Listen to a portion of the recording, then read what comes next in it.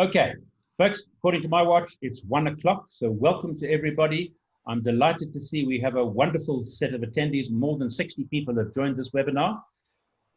It's a great pleasure to welcome you. For those of you that don't know us, Future World International, we are a global business and technology network. And for more than 35 years, we've been helping executives around the world understand, design, and create the futures that they want. Here in South Africa, we have a wonderful partnership with PwC, and welcome to all the PwC folk, where we help the PwC client base also understand not merely to survive in this changing world, but to thrive. Now, it might seem absolutely crazy at this moment to talk about thriving. The world is kind of shuddering to a halt. But in fact, there has never been a more perfect moment for us to consider the future and to rise above the clamor and noise of the current crisis and think about what comes beyond. For those of us in business in particular, we have to understand that business as usual is dead. There will be a new normal that emerges after this current crisis. The rules are going to change. The way we live, the way we interact, the way we do business is going to be completely different.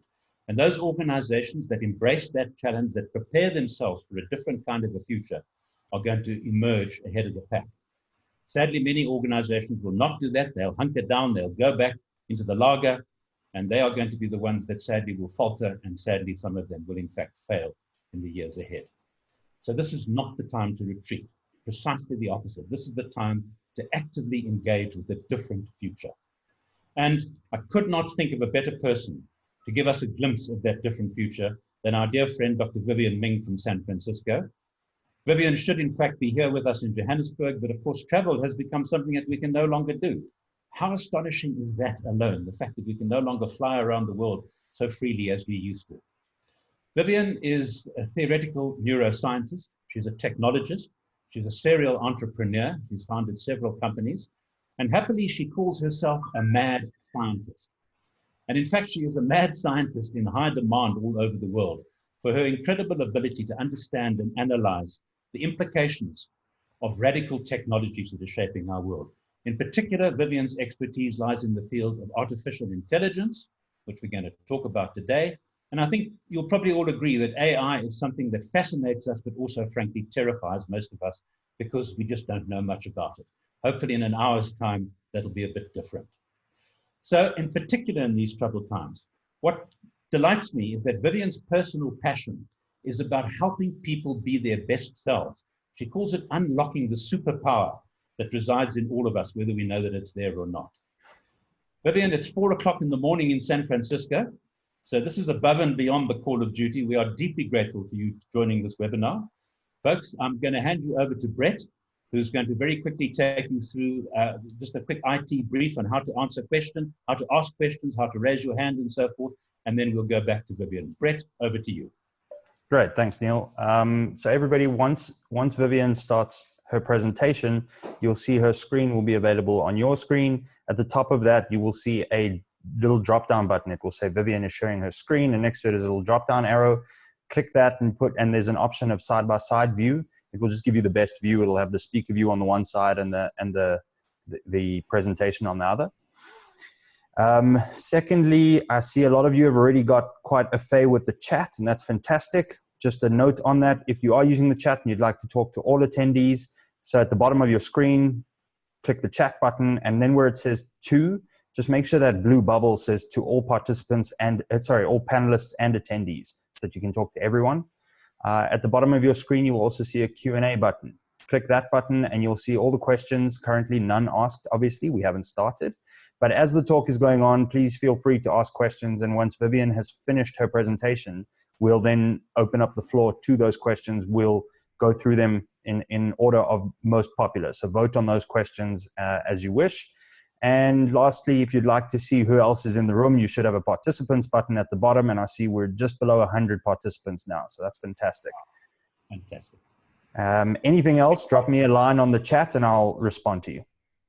Brett, about raising your hand, explain that. Yes, sorry. So on the participants tab, you should have a raise hand button. If you press that, then I'll be able to see that you've raised your hand. We'll do that during the Q&A, and we'll try and let as many people ask a question as possible. Okay, everybody. I hope that's got you online. As you say, you can put a note to Brett into chat if you need some help. In the meantime, Vivienne, the floor, or rather the screen, is all yours. Ladies and gentlemen, Dr. Vivienne Ming. Well, from my end of the world, good morning, everyone. It is still black as night outside, and I am wide awake. Been looking forward to this for some time. So here's a little sausage getting made as we get the screen up. Bear with me one moment.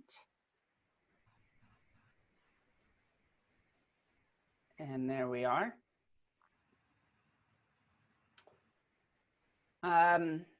So I have the opportunity to do a lot of work in artificial intelligence. And interestingly, I've been in this field for a very long time, at least as far as artificial intelligence goes. I started my first big project doing real-time lie detection for an academic CIA project 20 years ago, and have been passionate about using machine learning and artificial intelligence on brains, which is where I did my PhD research, in education, in workforce, and in a variety of other domains. In fact, being a native Californian, I have a little bit of a conceit.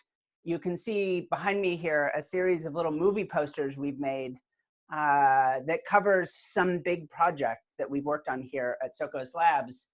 So the taxon being different is the use of artificial intelligence to actually understand difference and create a more inclusive economy. How to robot-proof your kids is work we've done on the future of work and understanding both the challenges and the scary parts of artificial intelligence in that aspect. Muse is an education project, and I have done an enormous amount of work in neurotechnologies, one of the more emerging fields where we're combining the best of what machines can do and the best of what brains can do together and really trying to push things forward. So I wrote a little piece recently, a bit cheeky, saying I'm turning my son into a cyborg. How will your kids ever keep up?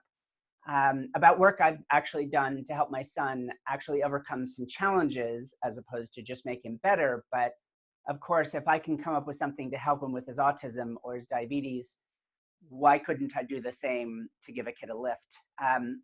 So these are technologies that are out there. And I thought I normally only speak about my research because I'm pretty passionate about what I do. As Neil said, after having been an academic for many years at Stanford, UC Berkeley, and then starting a bunch of companies, at Sokos Labs nowadays, I have the freedom to do whatever I want to.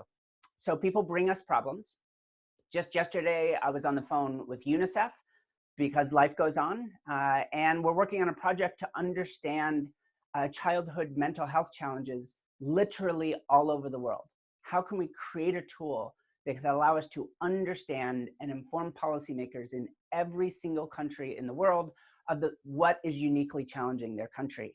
And then on the entire flip side are some projects we're going to be talking about very soon, looking at the causes of job creation through entrepreneurs, trying to understand how the body works in a detail that can actually outperform our own biological organs, and even being able to predict how media consumption influences the life outcomes of young children. So a lot of non-traditional things about artificial intelligence. I'm willing to bet that most of what you spend your time thinking about for very good reasons are business applications or some of the more traditional things you've seen in the news, or maybe this is part of your day-to-day life. But the nice thing about Sokos Labs, people bring us problems. And if I think myself and my team can actually make a meaningful difference to that problem, then I pay for everything. And we go in and try and come up with a solution. And if we do, and we are very good at it, then we give it all away for free. And yes, we've gotten a lot of requests to work on COVID. So why don't we start there? Again, I usually talk about my work, but there is a great introduction to artificial intelligence in talking about COVID-19. So here you're seeing a chest x-ray. Obviously, many of you probably surely understand that COVID is a virus that attacks the lungs and affects the blood, makes it hard to breathe, while also reducing your blood's ability to carry oxygen. So a terrible combination, particularly dangerous to anyone that has an underlying condition, and unfortunately age from an immunology standpoint is an underlying condition. So what I think many people know already is that the very first systems to identify the outbreak of this virus were artificial intelligence systems. So here at Socos and in some of my previous companies, we've been able to use computational linguistics, these large scale models that can mine through massive, massive databases of conversations, whether truly audio conversations or textual or social media. We built systems in our education work that listened to 5-year-olds talking to each other in a classroom. We've built systems that monitor university students as they chat with each other online, and we were able to outperform traditional education assessments just by using that information. Well, in this case, 2 separate startups were monitoring social media discussions throughout the world, but in particular, because there's a history of outbreaks in China. They were not focusing on biomedical data specifically. They weren't incorporating information from X-rays like what you're seeing here. They were simply processing massive amounts of social media data. And they flagged a new unknown virus, a novel coronavirus, as a potential issue before anyone else did. And so that's exciting. It is exciting to know that, unfortunately, it obviously did not stop it because, of course, this is still new. We don't have systems in place that can make use of this information. And that's perhaps one of the big takeaways, hopefully, of this talk is understanding that AI is just a technology. And it's how you use it that really matters. Just like any other technology being deployed inside your companies, it's how you structure the company and how you make use of it that really creates change. So in this particular case, we had these early warning signs. They did in fact lead to people taking a second look at this, particularly at the World Health Organization and inside China. Unfortunately, it wasn't enough of a system to shut it all down from the start, but very exciting. And many, many other companies are working in this space today of doing early detection, as we call it, outlier detection, particularly in security. So then next comes the actual chest X-ray. So from the very first days of this kind of modern age of artificial intelligence, we have been talking about a particular technology called machine learning, which is essentially a field of massive scale statistics. Can we take data and learn and learn and learn from it? And one of the initial biggest fields for this was one of my own, which is image analysis. I was trying to understand how the occipital lobes of the brain understand visual information, but many others were just trying to build models to look at pictures. And in fact, the face of modern artificial intelligence, deep neural networks, got its start in recognizing images. So what happens if we apply those images to things like X-rays? So a number of different groups right now are working on this. You may have heard that Google has it, but there are a number of large companies and small working on COVID so that a simple chest X-ray, rather than a detailed viral test, would actually be able to identify not the coronavirus itself, but the state of a COVID-19 infection. One's the virus, the other is the disease. So you wouldn't need, all you'd need is an X-ray and then this technology, and you'd be able to diagnose someone, which would be a huge advantage, given particularly in the States, the limited number of tests that are available. So again, very exciting in this ability to go in just a couple of months from not knowing anything about this virus to having some diagnostic tests that can actually identify the state of the disease. It's all very new. And again, most medical systems are not set up for this. This is not a standard test. It's not usual for us to deploy these sorts of technologies overnight in medicine, but it's there and it can genuinely help. But I got to tell you, right from the start of the outbreak, as someone that works with data, I've been very frustrated with the lack of data. Now, you may think you're hearing stories about COVID all the time and you're overwhelmed by it, but most of those stories are anecdotes. Most of those stories are about a specific doctor working too hard or a young person dying. And I'm not saying that individual stories don't matter. But as someone that works with data, and in my case, masses of data, hundreds of millions of people's worth of data, I've been very frustrated that we're doing things like counting the number of documented infections. Well, if you're trying to track an epidemic, the number of documented infections is not very interesting.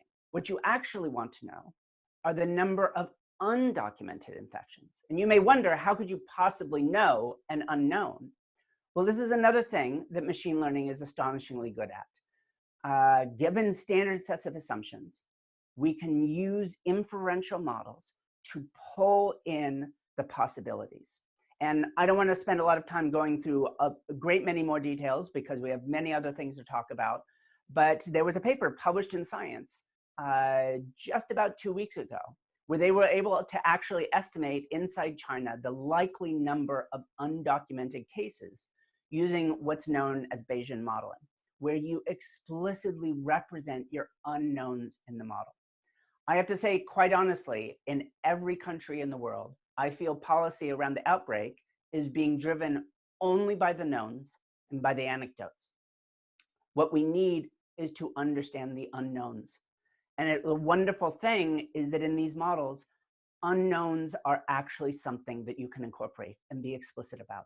So what did they find in this paper? What they found is about 85% of cases, in fact, slightly more than that, were undocumented. So they had a strong estimate of how many people, essentially, if you knew someone had the disease in China, then almost certainly 4 other people were walking around carrying coronavirus on their body, this novel coronavirus, but with no evidence. They weren't coughing, but they were possibly transmitting. So that's incredibly useful. It's useful for policymakers to understand how to implement their restrictions on movement and travel. It's useful for understanding the spread of the disease. And on the flip side, it's useful for understanding what the actual mortality rates are. This is very scary. And the worst case scenarios from a data perspective are legitimate. In the United States, the worst case scenario are somewhere between 2 and 3 million people die. I don't think that we're headed in that direction, but that's a real number. But boy, if you read the news, it feels like this is the end of the world, and it's not. And it's, again, from a policy perspective of what gets us through this, you have to be explicit. And this is one of the amazing powers of machine learning. And I try to get across to people making decisions in their work about how to implement machine learning. This is one of its great strengths. There are some other things I could go into here, but I think instead what I will say is what's interesting about every one of these cases is I could imagine a person doing that. Now, it may not be economically feasible, but I could imagine an army of people, like all of those people working for Facebook, checking all of the comments and looking for specific mentions of unusual illnesses, a cough without a runny nose, a fever without a headache, these unusual patterns that led to the model identifying the coronavirus outbreak. I can imagine a doctor with the expertise looking at this chest X-ray and seeing that there's something unusual going on, that there are nodules building up in the lungs and an unusual pathology developing. And it's also true that, of course, we have expert epidemiologists that can give us good estimates of some of the likely unknowns in an outbreak. What's amazing about artificial intelligence is that every one of those judgments can be done vastly cheaper, incredibly quickly, and increasingly better than the experts themselves can do it. So this is one of my lessons of artificial intelligence. If you really want to understand it, I'm skipping a real technical detail, but if people have questions, please pose them to me. But I think the simplest way to think about artificial intelligence is that it's any brief expert judgment, anything that's been totally in the domain of human expertise, now made cheaper, faster, and better than a human being can make it.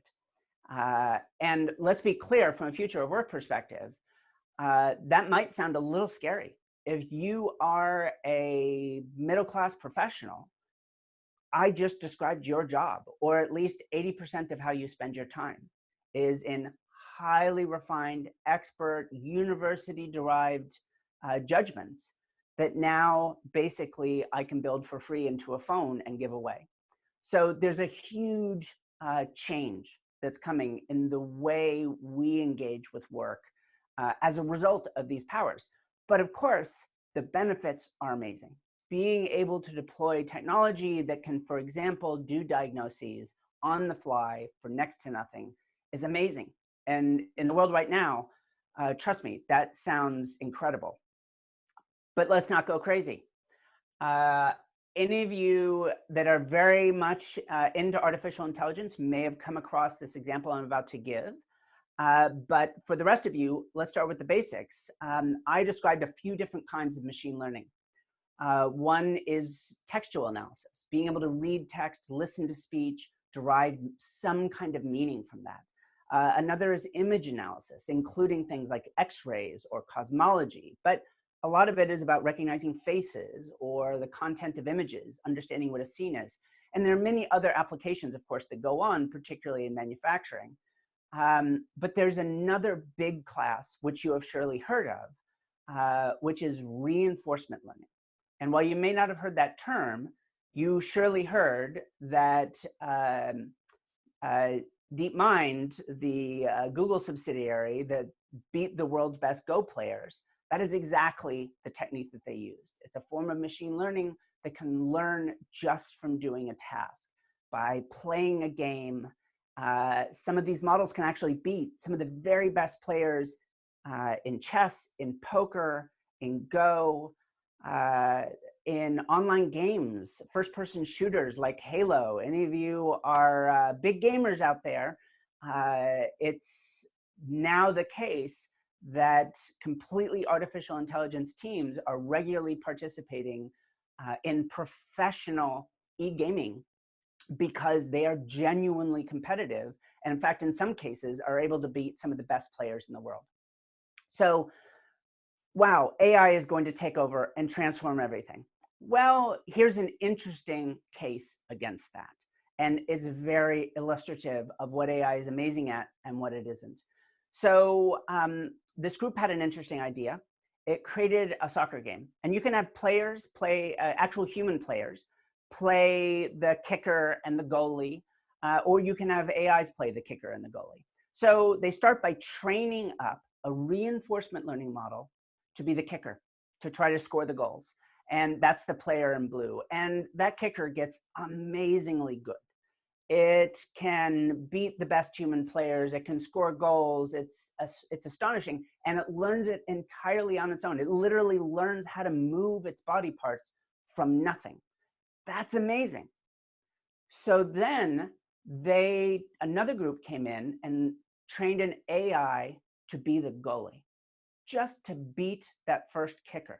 And you'd think, does it become a superhuman goalie? Does it fly around like Superman and block all the shots?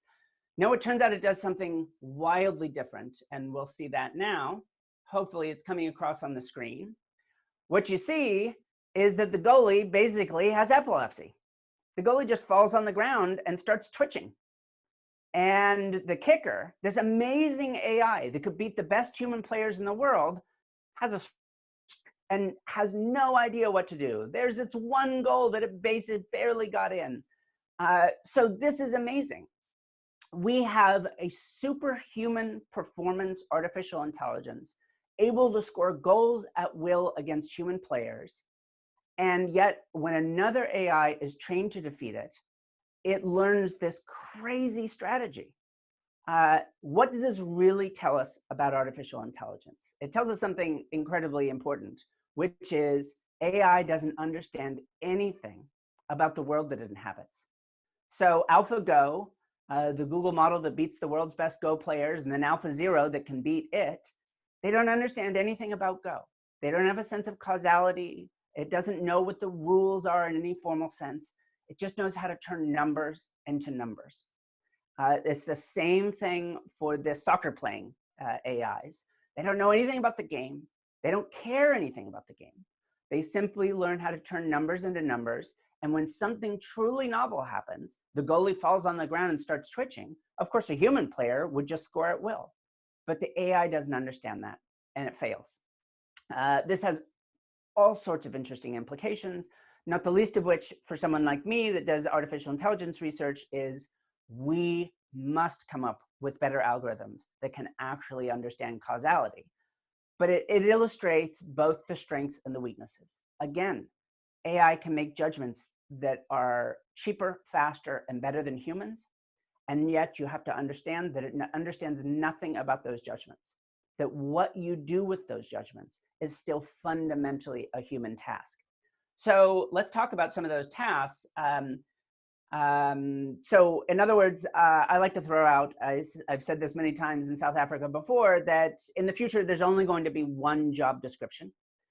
In fairness, there'll be two, but let's start with the one, and that is creative, adaptive, not even problem solver, problem explorer.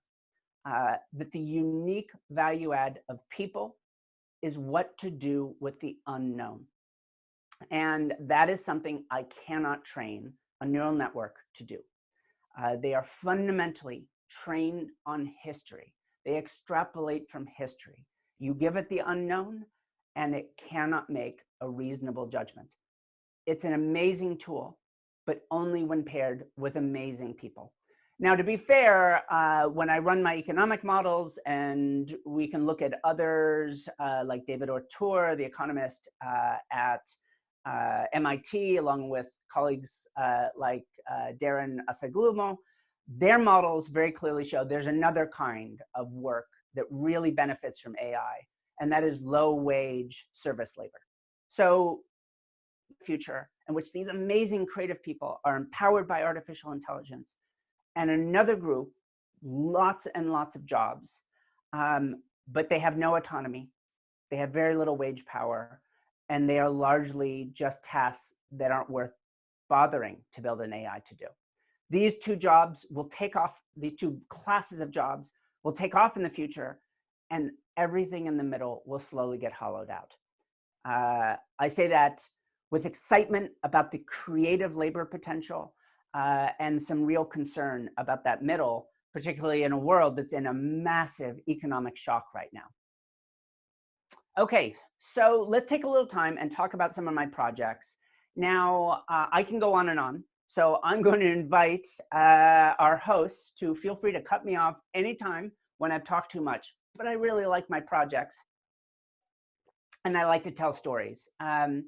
So I've got 4 of them I wanted to share to give you a sense of very different ways that artificial intelligence is being applied in the world. So what you're seeing right now is a map of the United States. And you're seeing some interesting things on that map, a bunch of bubbles of varying colors from red to green, some bar charts, and this very provocative statement that in the upper left-hand corner, the US could have 11.5 million more jobs created by female entrepreneurs. So where the hell does that number come from? What does it mean? What do any of the bubbles mean? Well, I've started many, many companies. And I have to say, the very first time I started a company and went and asked venture capitalists for money, they were unambiguous. They had no interest in funding a woman. That was rather astonishing to me, that some of them were so clear. They loved the technology, but essentially they wanted to appoint a CEO for the company rather than keep me, which was astonishing. So I wanted to understand what is the actual impact of non-traditional entrepreneurs. So for example, framed in the United States, women, LGBTQ, Black entrepreneurs, Hispanic, refugee entrepreneurs, a group here, what we call in the States, dreamers, people that come here illegally as children and grow up and go to university and have an impact. Refugees, how do all of these people impact their homes?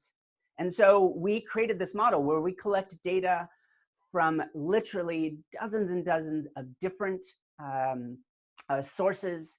The US Census, the Patent Office, we collect data and collect it jointly with Google on scientific paper publications.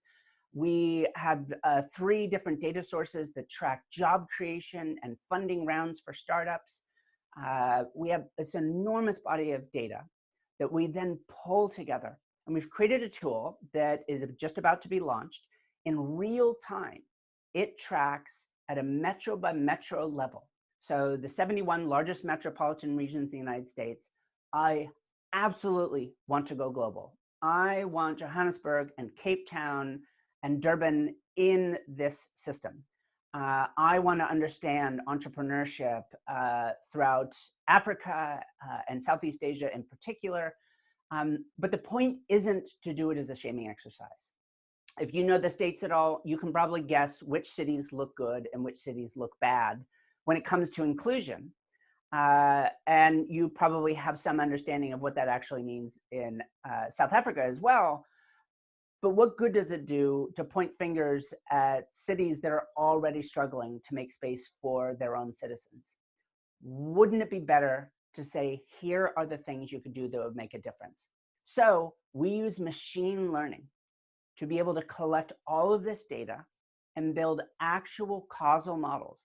Yes, exactly the thing that those soccer playing robots couldn't do.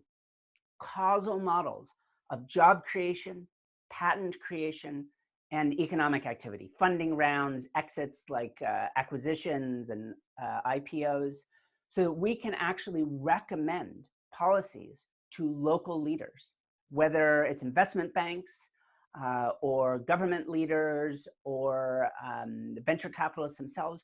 What will actually change job creation in your city? And it just so happens to be through this particular population of people. We know everyone's amazing. It is a fundamental tenet of all of my research. But the problem is so many of us will never have the opportunity to live the life that allows us to express that. We wanted to build a tool to really show.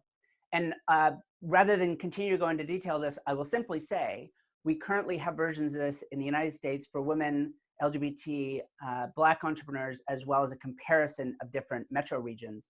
No city is good at everything. As you can see on this map right now, San Francisco on the far left on the West Coast is that big yellow bubble. It is a huge entrepreneurial city center for the entire world. And yet for women, it's not so wonderful. Yes, many women-found companies there, but San Francisco is clearly not doing as well. Whereas for LGBT entrepreneurs, San Francisco is actually one of the best cities in the world. And for Black entrepreneurs, it's actually quite terrible. Whereas cities like Atlanta in the United States is better. So no one, it turns out, is great. And understanding how you can make space for your own sons and daughters, your own neighbors, and to use machine learning to be able to do that, I think is an amazing opportunity. I'm not going to go too long into this one because I've had the chance to share the story of my son and his diabetes before and visits. But I will simply say that 8 years ago, he was diagnosed with type 1 diabetes. And my wife and I are both scientists. So I was rather astonished when our doctors had us handwrite numbers on a sheet of paper and then just looked at them and made an estimate of how much we should be treating him. So somewhat notoriously, probably one of the more notorious things I've ever done, I hacked all of his medical equipment, built a model that predicted his blood glucose levels into the future, and then we give it away for free. The problem was that model used an enormous amount of data. Even for my wife and I, 2 scientists, it was genuinely challenging to collect enough data to make it work. And again, any of you familiar with modern artificial intelligence probably understand this idea that AI is very data intensive. Well, what if it doesn't have to be? What if instead you could take one single data source from one person and turn it into something useful. So what you're seeing right here is also very preliminary, but it's also exciting. What you're seeing is a system that at the time of the recording was making predictions about my son's blood glucose levels, how much sugar was in his blood in real time.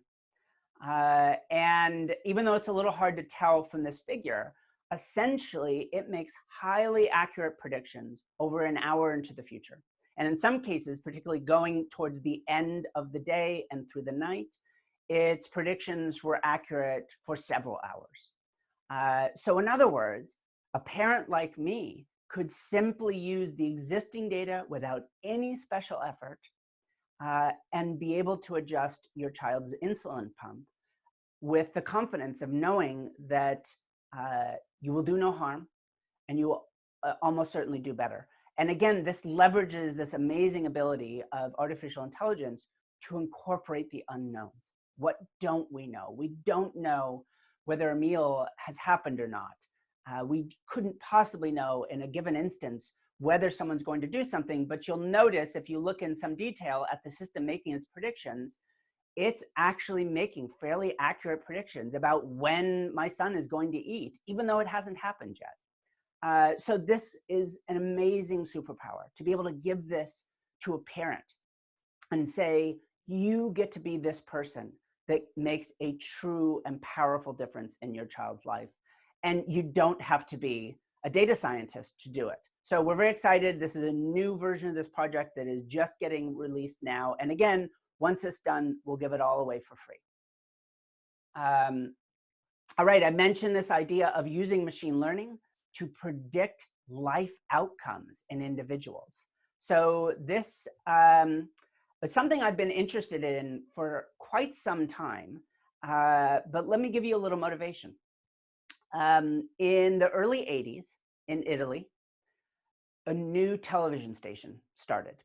So at the time, there was basically just one nationwide public TV station. And it, like all public television, it had way more opera than anyone could possibly ever want to watch. Just opera and news. And then this new station opens. Yes, started by Berlusconi. And it's spread throughout the whole country. And it turns out some very well-intentioned academics described it as trashy TV. So that's interesting. What could we infer from that happening?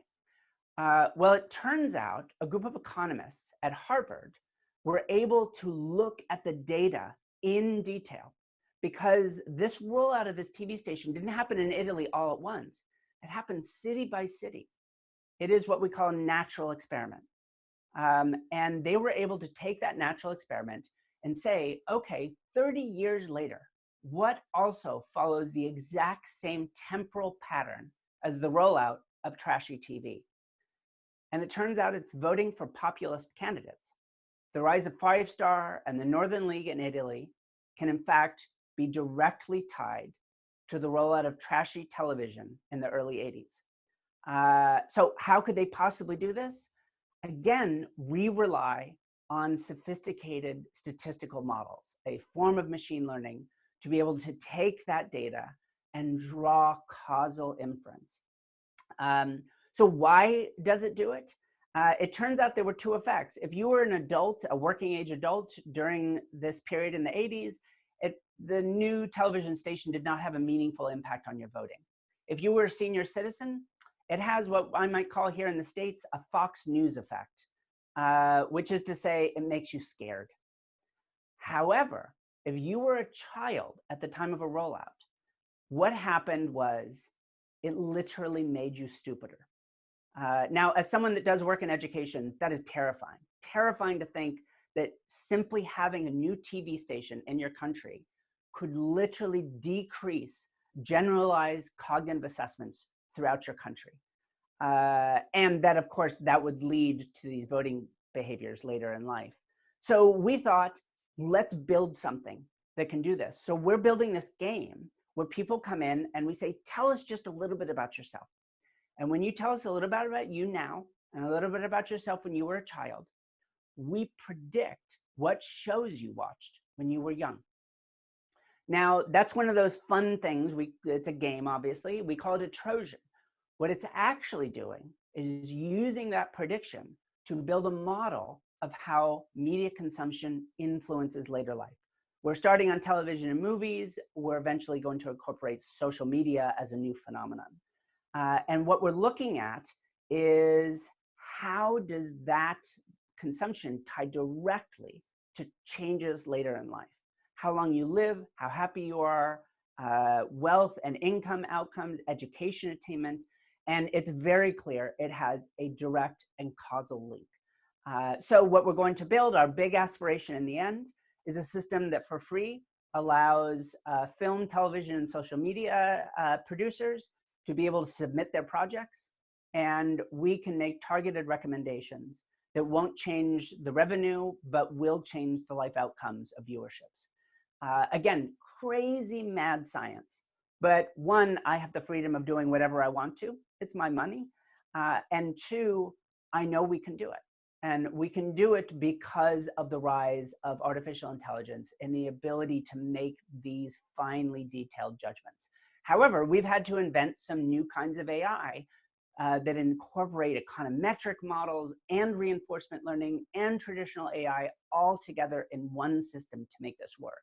So it's truly groundbreaking, exciting research. But as, again, the parent of 2 young kids, the idea of being able to say, here's a change you can make that will in turn make a better person. I don't think many people look at artificial intelligence in that light, and I wish we could look at it more. And I'll end with this one. Again, another example that you probably do not think of at all related to machine learning and artificial intelligence. I guess we don't have the poster up yet. This is a book I'm writing, but it's also a research project. What you're seeing in that splash of color in the inset is a social graph from the company Accenture, which has just shy of 500,000 employees. And we did some collaborative research with them on a variety of projects, looking internally at their employees. But one of the things I really wanted to understand was purpose. Now, not purpose in a hand-wavy sense, but the way research psychologists look at purpose, what we call a construct. So it's not the specific thing you believe in, but your strength of purpose. For a very long time, we've known that strength of purpose is a predictor of many things: how long you'll live, how much money you'll make, how far you'll go in your education, how many friends you have, how fast you walk when you're 65. So wouldn't it be amazing to be able to understand this in some detail and share, whether it's with companies or parents or countries, what it actually means and how you change a construct like purpose? So we started doing this analysis. Now, purpose is normally understood by doing a survey, giving out a very long form of questionnaires where people answer them, and based on their pattern of answers, we score them at a certain level in terms of strength of purpose, which then has these correlations with life outcomes. But I use artificial intelligence. I build systems that interact with humans as they live their life. So what is the behavior? If I could literally track tens of thousands of Accenture employees and find the things they do every day at work, what is the behavior that most strongly predicts a standard purpose assessment? And it turns out it's sacrifice. People that are willingly exhibit behaviors for which they will never receive a direct benefit. I don't mean total self-sacrifice, but as the title of the book says, small sacrifices. They make the rest of their team, and in fact, other teams that they are not even a part of, better. That is the single best predictor of construct strength of purpose that we ever found. Interesting. Well, think about what I said. People that score higher in purpose have better life outcomes. But I just said those same people make sacrifices. And I don't mean they work really hard so they get a good career. I mean, they give away the diabetes treatment they developed That's a little self-laudatory, but bear with me. It seems like a paradox. The people that win the race are the ones that stop and help the other racers. Surely it can't be true. And yet, we and many, many others have found that individuals that engage in more sacrifice behavior have better life outcomes. Companies, communities, and organizations that are more characterized by sacrifice behavior. So I'm not saying in your company handbook you talk about purpose. I'm not saying you have it written up on the walls. I'm saying that the behaviors of your employees and the role modeling laid out by your leadership exhibits sacrifice behavior. They have better economic outcomes. They have larger market share, and they proceed better, including in economic shocks. That is really relevant here in the moment. So now what I'm looking at is an actual large-scale economic model. This is the new part to understand, is this truly a feature of human existence? I thought we were all supposed to be rationally self-interested, read non-maliciously selfish, but it turns out we have better outcomes when we're willing to make sacrifices for others. And I love this story because the research would be impossible without artificial intelligence.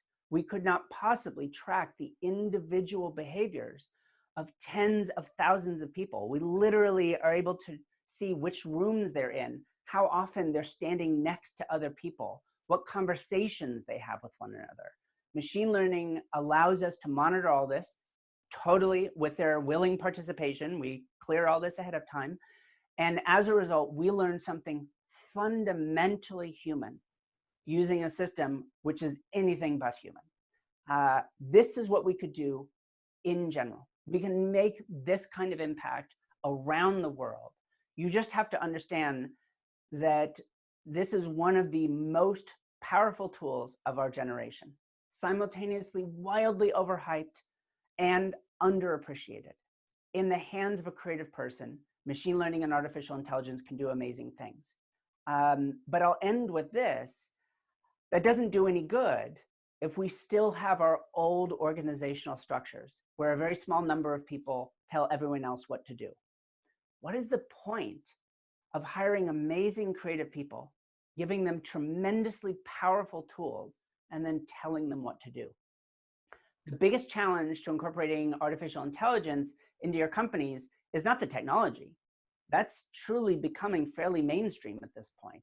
It's not necessarily identifying the specific problems you want to solve. I'm sure you have a good sense of that. And if you just want a lazy start, think of the places where you're paying large amounts of money for human experts to make standardized judgments. I'm sure you have armies of young lawyers and engineers, data scientists, a variety of others that feel like their jobs are safe forever. But trust me, every one of their judgments, there's a startup out there trying to do it better than they can do it for 100th to 1,000th the cost. So what makes us special, us as humanity, is truly what makes us unique. It is our ability to explore the unknown and have a unique insight in how to deal with it. You put the best of what people can do, combined with the best of machines, and you might truly have a better world. Not simply because technology makes it better. In fact, technology often increases inequality very frequently, but rather because we can aspire to do better. And we have the tools to make that happen. Boy, is it going to be hard coming back from the economic shock. Some of the estimates in the States is that we might hit 20 to 25% unemployment. The high number I heard once was 40%, higher than the Great Depression. But the simple truth is, maybe this is an opportunity for us to catch our breath and invest in our human capital and human infrastructure, and then give those amazing creative people the technology to make a difference. This is a time when we as a civilization need to make some sacrifices, not just to save people, but a sacrifice to understand that we're all in it together. And if we want to come out of this with any economy whatsoever, we need to be willing to invest in one another so that we can come back even stronger. So I hope there were some interesting things there. I hope that you have lots of questions. It's been a blast spending 20 years inventing things and the last 10 years about just giving them all away because I'm passionate about changing people. And I happen to know how to fiddle with brains, whether they're artificial or natural. It's all very scary, and I am genuinely a mad scientist. But I decided to run this giant experiment, create a lab, and give it all away. Just make it everything sacrifice. And it turns out my life gets better and better and better. And yes, over the last 2 months, every speaking engagement I was ever booked for has been canceled. Every company that we collaborate with has gone to ground, and yet we still do our work and we still give it all away. And amazingly enough, new groups come to us and say, please, can you help? And we're able to, because that's the part that matters. I genuinely believe the rest works itself out. So I am going to throw this out to everyone else.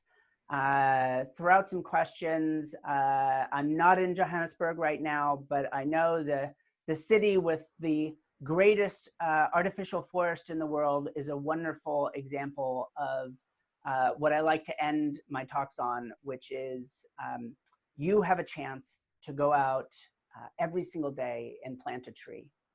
And even though you're never going to rest under the shade of that tree, just understand it will make the world a better place, and believe it will make your life better too, because we have data on hundreds of millions of people showing that it's true.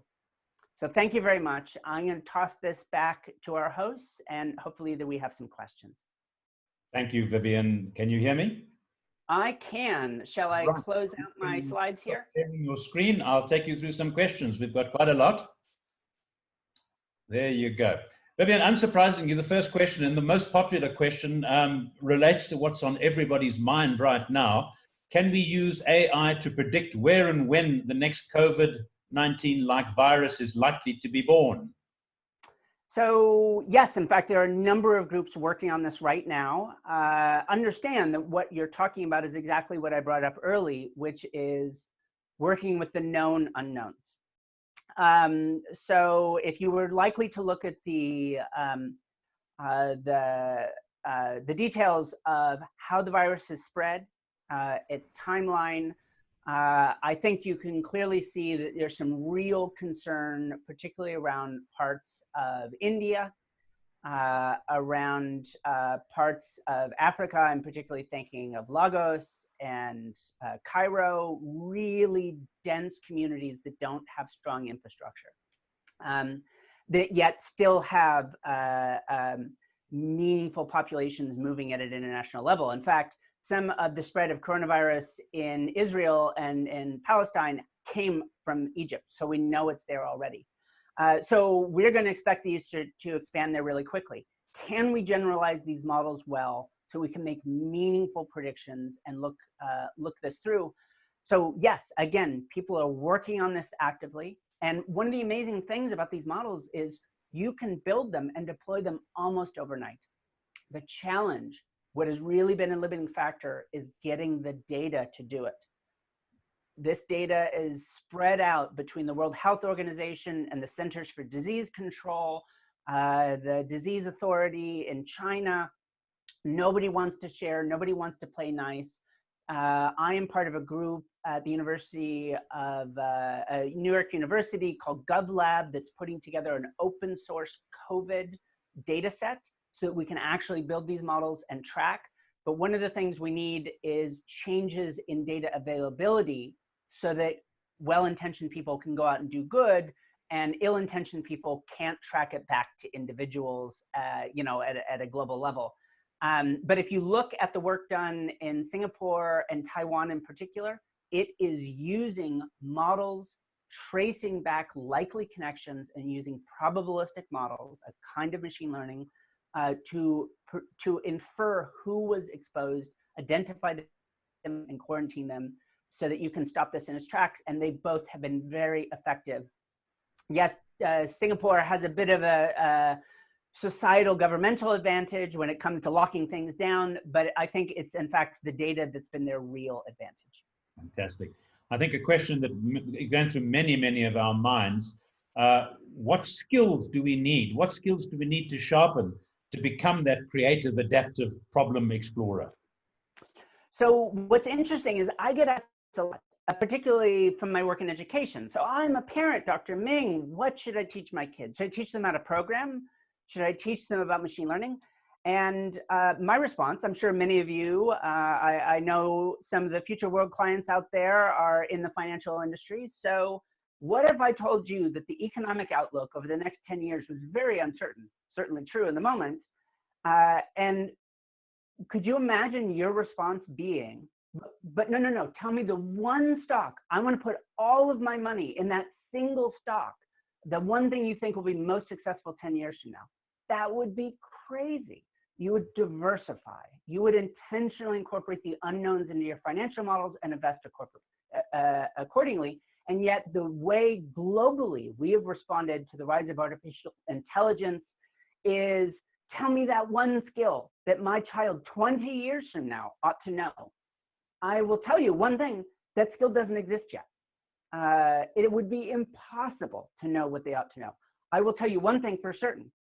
If programming is a viable skill, like a absolute 100% job guarantee, forget 20 years from now, 10 years from now, maybe even 5, I will be shocked.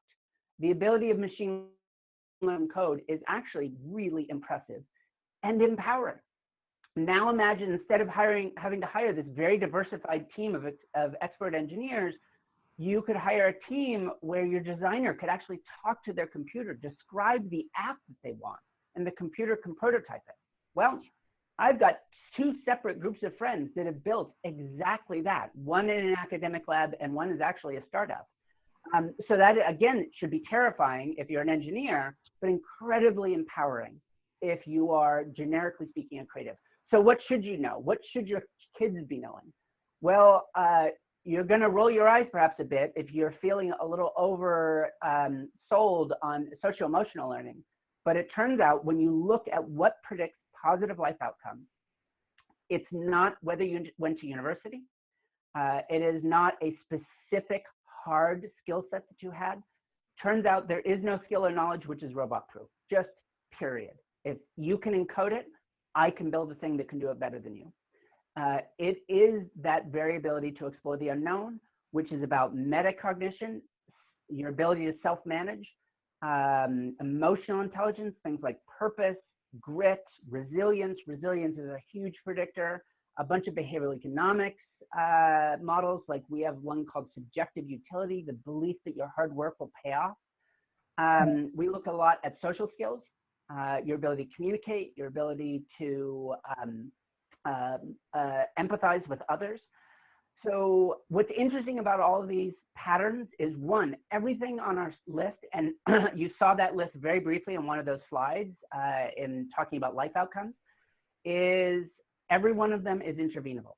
You may believe that you cannot become more resilient, but unambiguously you can. The only ones that is not truly malleable through your whole life is general cognitive ability. But early in life, it is very malleable. You should read to your kids. You should engage in enrichment behaviors for them to experience the world. Let them figure out the skills they ought to know 20 years from now, because those skills will change so fast anyways. What you need to do is learn how to solve problems, which, by the way, I think is also a key to AI ethics. I give lots of talks. I advise the UN about AI ethics.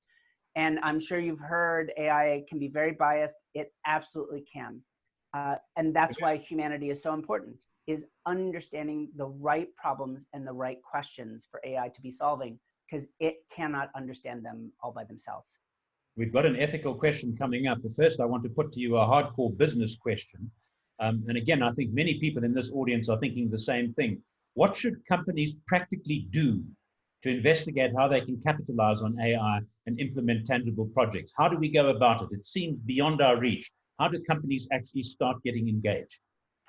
Well, I gotta say, let me tell you what I do. I've built 5 companies. I founded 5 companies. I have been the chief scientist at 2 others. And of course, all the projects we do now, I start problem first.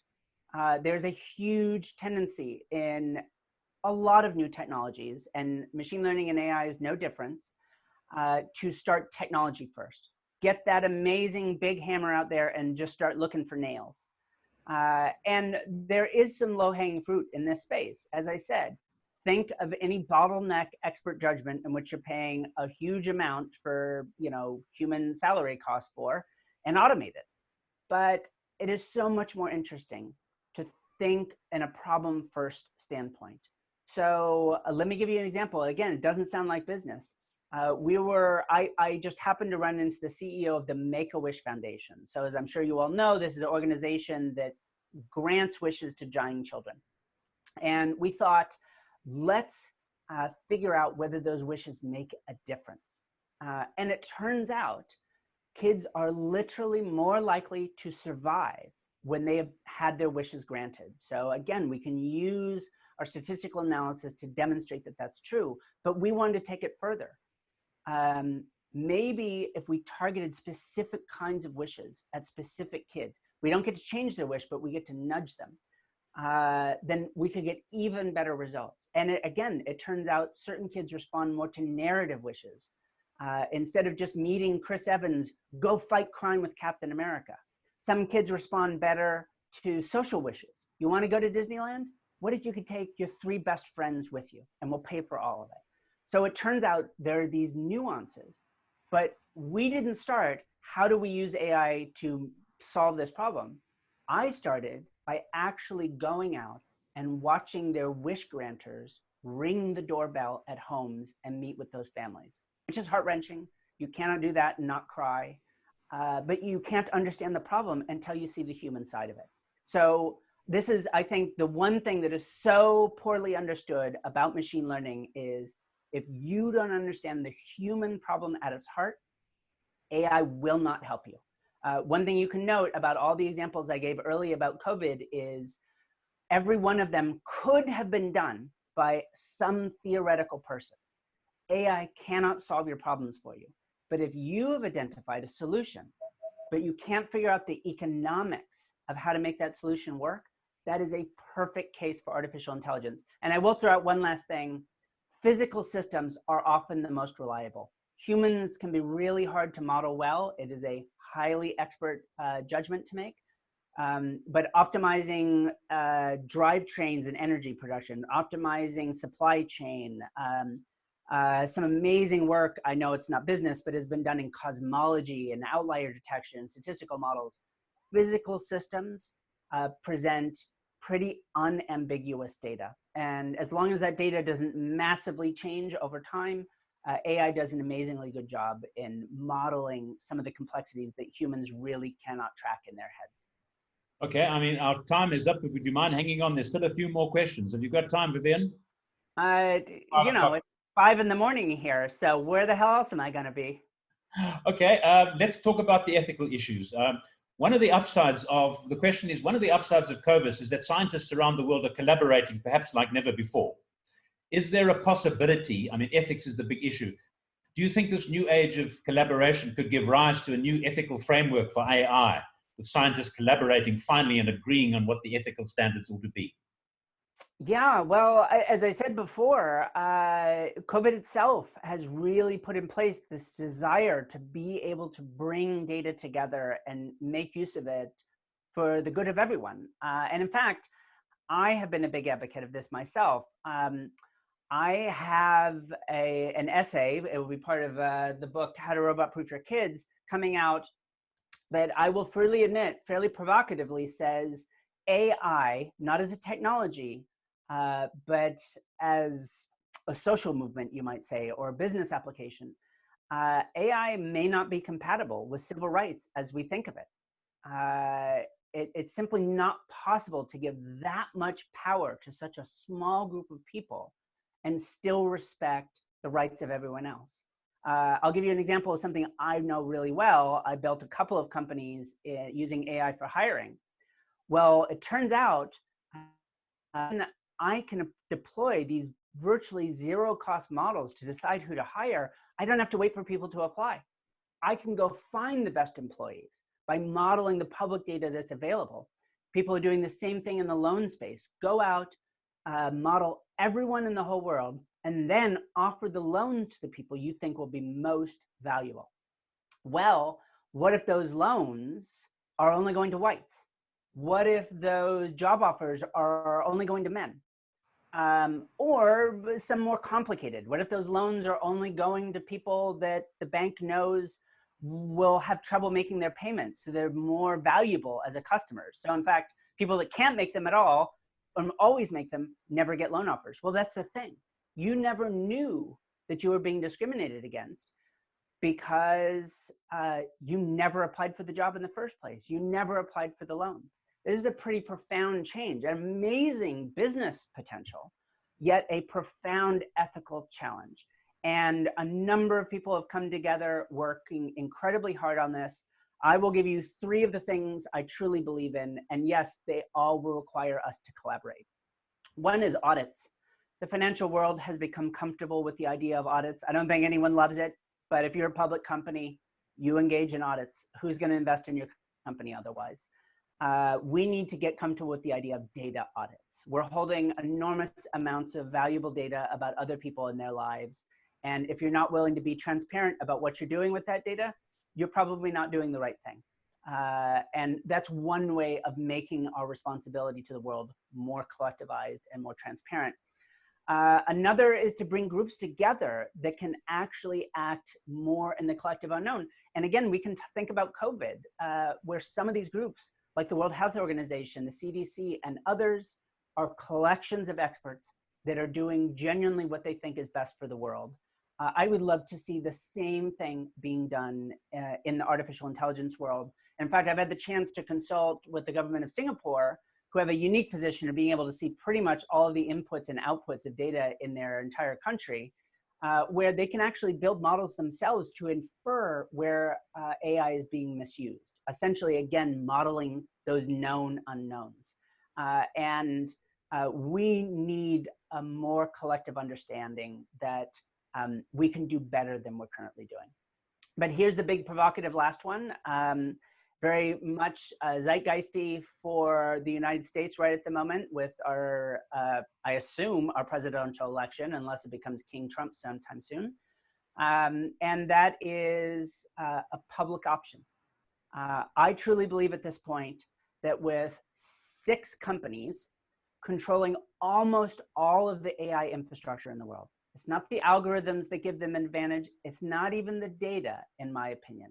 6 companies control virtually all of the AI infrastructure in the world. And they're based in 2 countries. So that is a wild imbalance.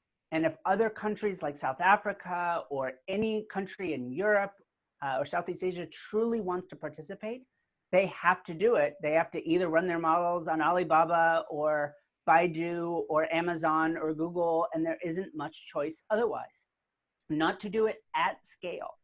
So I think generally we need to come together and say, this is something that's important enough that we want to invest in it as public infrastructure and provide infrastructure that we can all make use of that doesn't require us to become a vassal of Amazon. Not because Jeff Bezos is a bad guy or Jack Ma. I've never met Jack, but I've met Jeff. He is perfectly fine. But what is in his personal self-interest is not necessarily in mine. And we need to be able to free ourselves from that. And yes, that requires a greater focus on what is in the community good over a pure commitment to first movers get all the advantage. Hashtag public enterprise. Yes. Here's a nice one. If you had one superpower to give a CEO, what would it be? Wow. So, you know, there was an interesting bit of research published recently that said that there were basically 2 types of CEOs. By the way, this was done with large-scale data analysis. And it said there were managers and there were leaders. And that you couldn't arbitrarily have a leader or a manager because it was a culture fit with the company. But in general, leaders had a bigger positive impact on the business outcomes for their companies. So what's the difference between a leader and a manager? managers got into the specifics. You know, they are, as the name implies, they managed the individual projects. The leaders give a big picture. They gave a direction. And it turns out leaders had a bigger positive impact on the business outcomes for their company.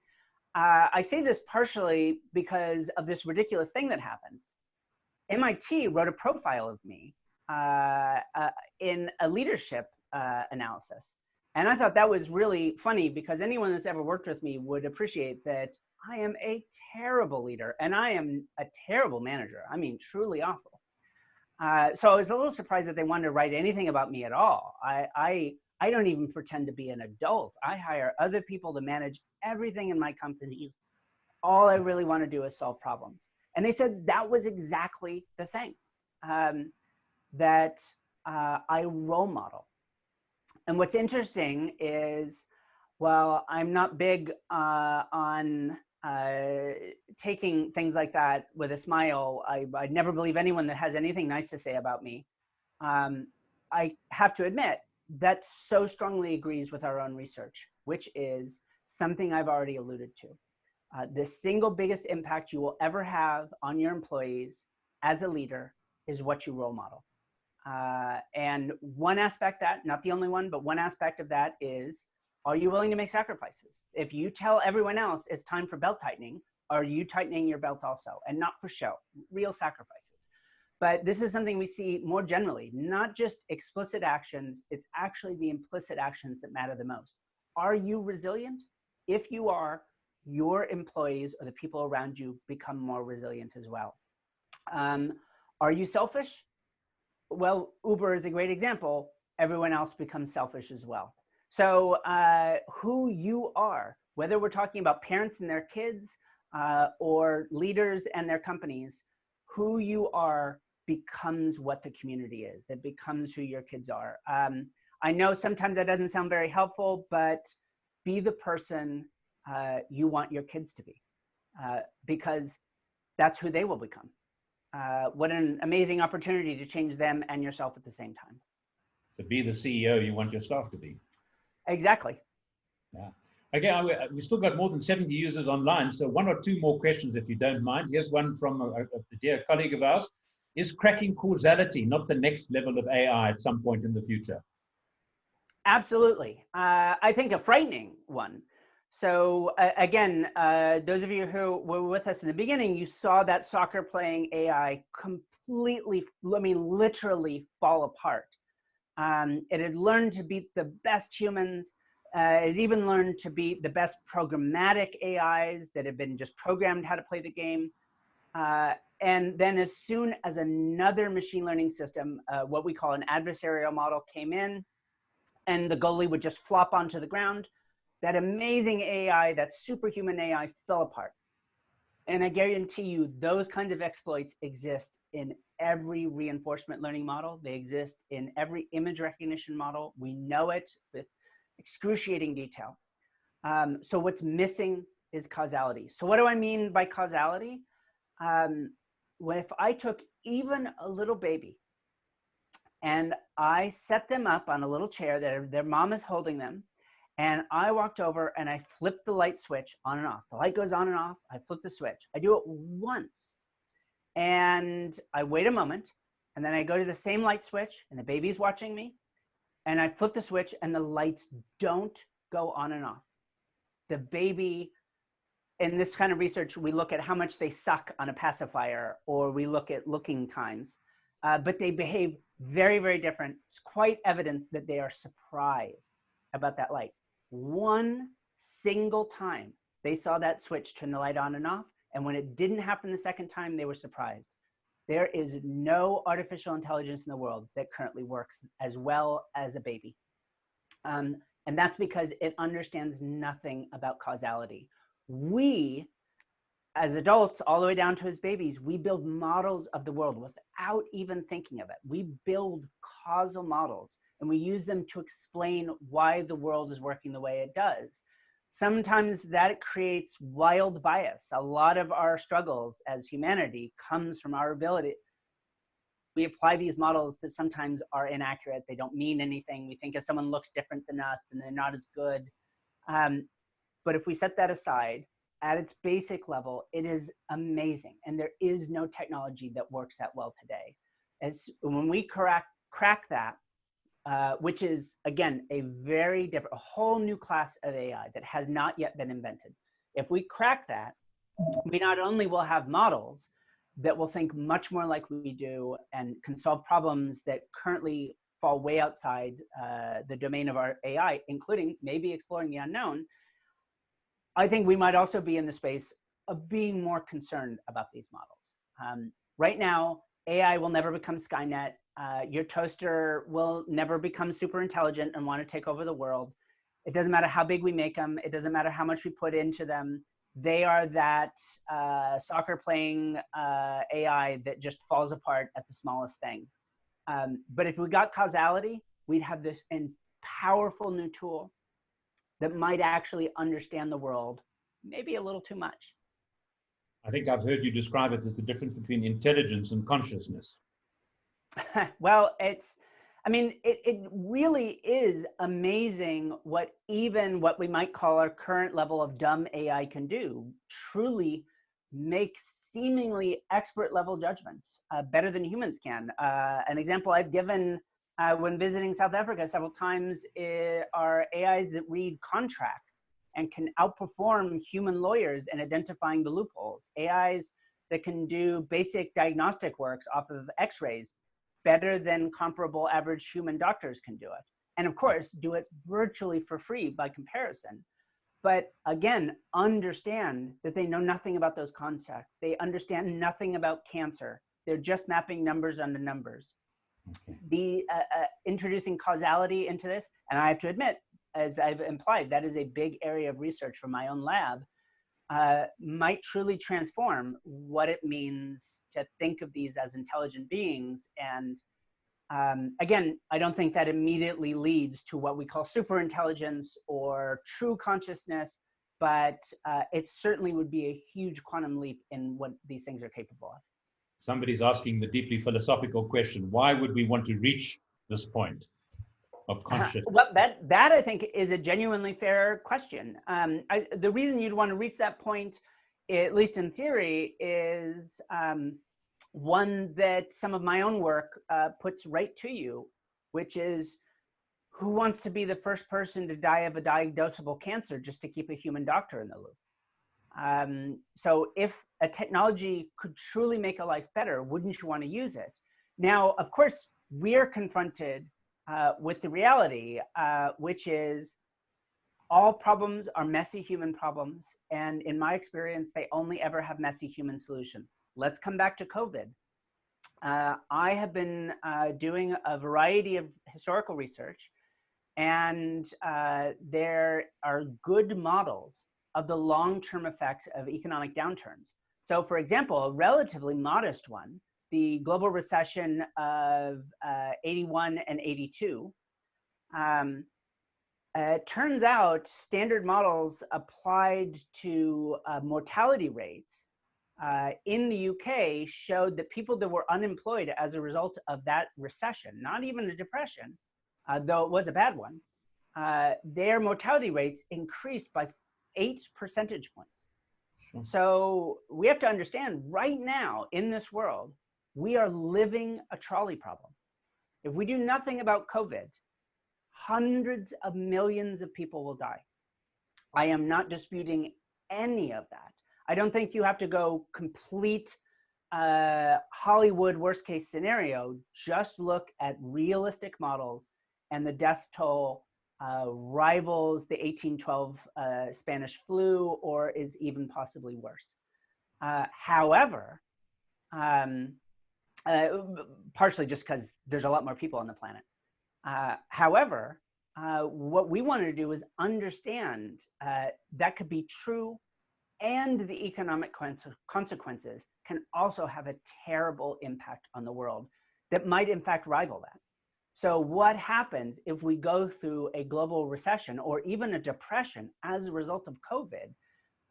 Do those numbers rival them? And in fact, if we go to total lockdown, it looks almost as bad.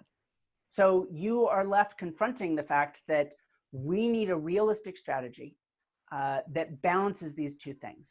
My rule of thumb is if you're talking about a true human problem, the answer to that problem is never yes or no. There are never absolutes. You have to figure out how to have the moral courage to make a hard, messy decision, because it turns out the absolute decisions are uniformly worse. You have to be willing to make a bad but best decision. And we're staring that right down the barrel in COVID, which is interesting because the starting point for almost every ethics discussion in AI is the trolley problem. Should an AI car hit the old lady or the baby, or should it kill you inside the car? Well, we are living a trolley problem right now. Should we hit 100 to 200 million people over the next year, or should we hit the same number of people 20 years from now, along with all the economic devastation? And I would pose that the clear answer to that question is I reject them, and that there's something more complex we need to do in the middle. Not because people are dumb and there's an obvious answer. There isn't an obvious answer. And that doesn't excuse the fact that we have to make that hard decision. So yeah, this is challenging, and AI ethics in general is challenging, but this is the very nature of it, is how can we come up with creative solutions and make use of new technologies to actually implement them in the world? And again, the fundamental to that is the kind of moral character it takes to be willing to engage in that kind of tough decision. Fantastic. I want to close. It's time for you to get some sleep apart from anything else. A practical question that we've been asked. We're non-scientists. How can we actually learn about AI?